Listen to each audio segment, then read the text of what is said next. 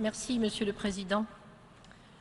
Excellences, Mesdames et Messieurs, j'interviens au titre de l'Organisation internationale de police criminelle, Interpol, qui fédère à ce jour 190 États dans la lutte contre la criminalité organisée internationale. Et je suis particulièrement honorée de participer à ce débat au plus haut niveau de la communauté internationale. Mesdames et Messieurs, nous savons aujourd'hui que la relation entre sécurité et développement est étroite mais ambiguë. D'une part, il n'y a pas de développement sans sécurité. Des routes non sûres, des frontières poreuses, la corruption ou encore les grands trafics criminels sont des obstacles majeurs à un développement durable. D'autre part, la sécurité a besoin d'un environnement économique et social favorable pour financer un recrutement de qualité, une formation selon les standards les plus modernes et des rémunérations permettant de résister à la corruption.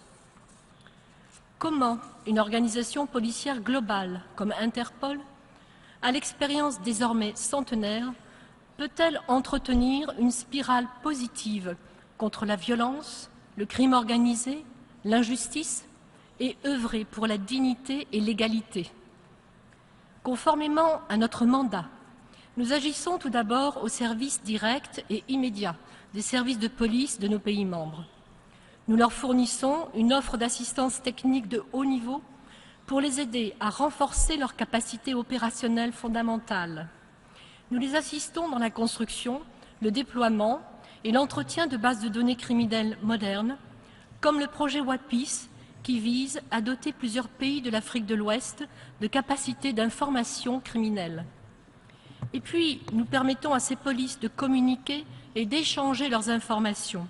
C'est le sens de notre devise « Connecter les polices pour un monde plus sûr », qui se traduit notamment par la diffusion de nos notices, dont une a été spécialement créée il y a 10 ans avec les Nations Unies pour soutenir le régime de sanctions du Conseil de sécurité.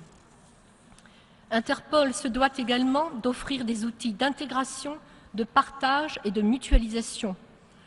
Une force de police compétente mais isolée dans le concert mondial n'offre qu'un rempart faible face aux enjeux du crime transfrontalier et des menaces mondiales.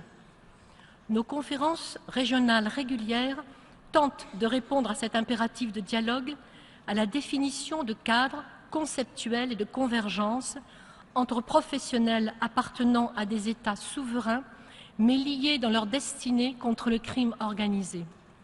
L'action de nos 7 bureaux régionaux est à ce titre fondamentale, car elle permet d'organiser des opérations anticriminalité régionales fédérant plusieurs États. Quel est le défi qui reste devant nous au-delà du simple renforcement des outils existants? Vous l'avez défini vous-même au cours des travaux qui ont guidé la rédaction des objectifs post-2015 des Nations Unies, la durabilité.